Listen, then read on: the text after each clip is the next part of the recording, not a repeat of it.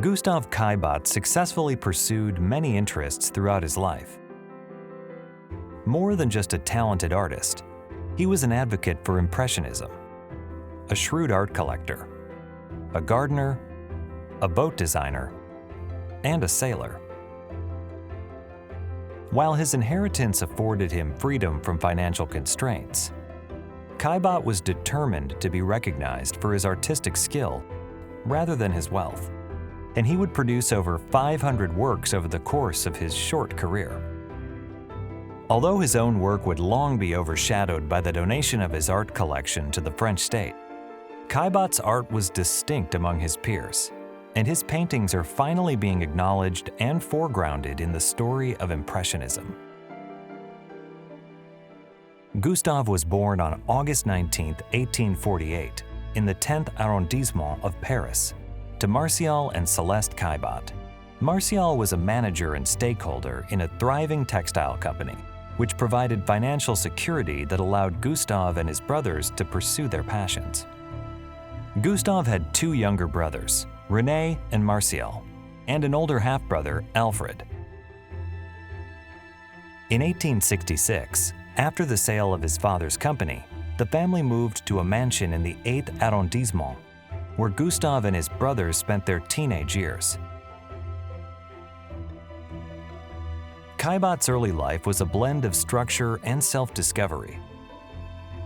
Despite his serious demeanor, he also had a playful side, glimpsed in such moments as this photograph of him wearing a fashionable dress for a costume ball.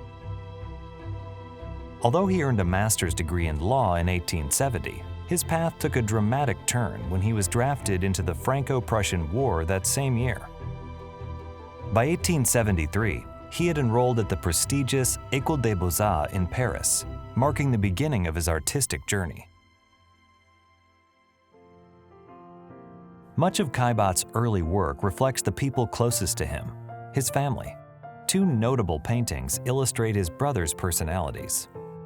In Young Man at His Window, René is portrayed gazing lazily at the street below, embodying his easygoing and somewhat directionless approach to life.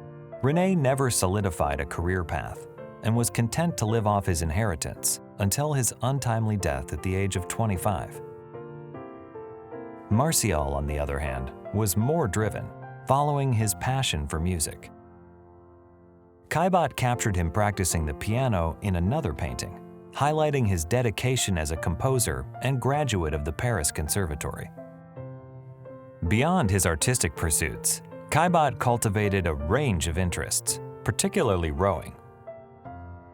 The Caillebotte family's country estate in Yea, a southern suburb of Paris, provided the perfect setting for this hobby.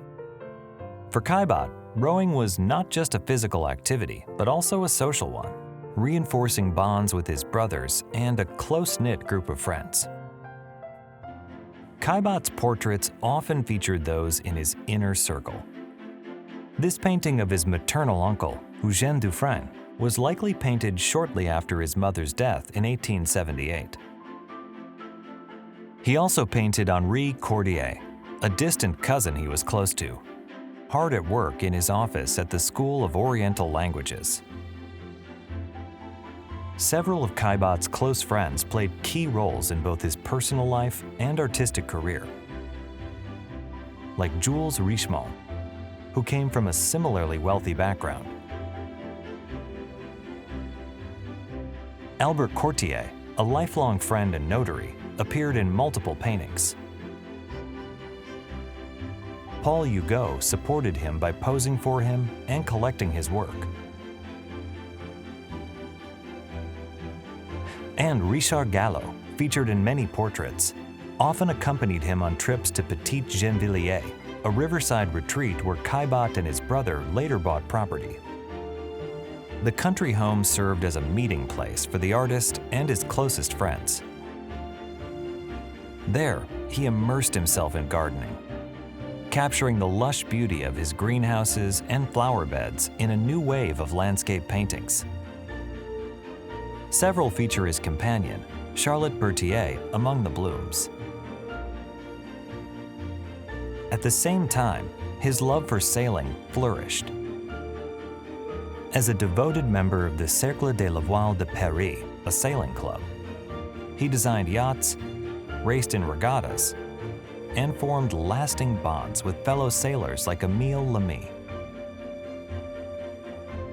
Caillebotte remained deeply connected to this peaceful haven until his death in 1894 at age 45, likely from a stroke. Throughout his career, Caillebotte used his wealth to cultivate a remarkable collection of Impressionist art, including works by friends he admired and who were struggling financially.